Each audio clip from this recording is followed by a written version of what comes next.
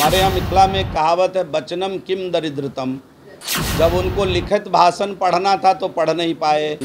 माननीय नित्यानंद राय जी के बढ़ते कद से तेजस्वी यादव जी परेशान है, इसको खुद बयान करके उन्होंने प्रमाणित कर दिया है। और अगर ऐसी कोई बात 18 में माननीय नित्यानंद राय जी ने उनसे किया तो 18 में उनके मुंह में दही जमा हुआ था कि 18 में इसकी चर्चा वो नहीं किए। नमस्कार, आप देख रहे हैं लाइव सिटीज में हूं आपके साथ शिवम। बीते दिनों पहले तेजस्वी यादव ने केंद्रीय गृह राज्य मंत्री नित्यानंद राय को लेकर एक बड़ा दावा किया था और यह तक कहा था कि नित्यानंद राय राजद में शामिल होना चाहते थे, जिसके बाद बिहार बीजेपी के नेताओं की तरफ से भी कई बयान निकल कर आए। संजय जायसवाल ने यह तक कह दिया कि तेजस्वी यादव बीजेपी के साथ सरकार चलाना चाहते थे।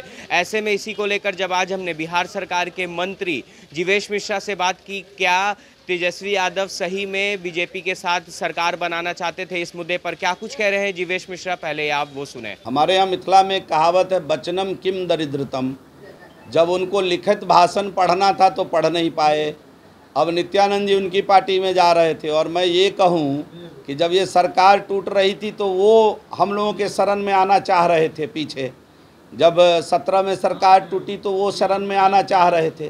तब ये इन चीज़ों का राजनीति में कोई मोल है कि माननीय नित्यानंद राय जी के बढ़ते कद से तेजस्वी यादव जी परेशान है, इसको खुद बयान करके उन्होंने प्रमाणित कर दिया है। मैं तो एक लाइन में केवल इतना कहूँगा कि जिस प्रकार से माननीय नित्यानंद राय जी को बिहार के लोगों ने प्रेम और स्नेह दिया है, जिस प्रकार से लगातार उनका कद राष्ट्रीय राजनीति में बढ़ा है, तेजस्वी यादव जी इससे परेशान है और यादव राजनीति को प्राइवेट लिमिटेड राजनीति समझकर कर रहे थे वो और उनके परिवार के लोग। उनको तकलीफ़ हो रहा है कि यादवों के अंदर से भी स्नेह और पूरे बिहार का स्नेह आज माननीय नित्यानंद राय जी को मिल रहा है। इस बात से मुझे ऐसा लगा उनके उस बयानों में कहीं ना कहीं जलन महसूस हो रही है, उनको तकलीफ़ महसूस हो रहा है कि कोई और नेता समाज का निकल कर के पूरे देश में छा रहा है। इस बात की कहीं ना कहीं उनको तकलीफ़ है। और अगर ऐसी कोई बात 18 में माननीय नित्यानंद राय जी ने उनसे किया तो 18 में उनके मुंह में दही जमा हुआ था कि 18 में इसकी चर्चा वो नहीं किए। उनको 18 में इसकी चर्चा करनी चाहिए थी कि हम फलाने पार्टी के फलाने नेता हमारे पार्टी में आना चाहते हैं।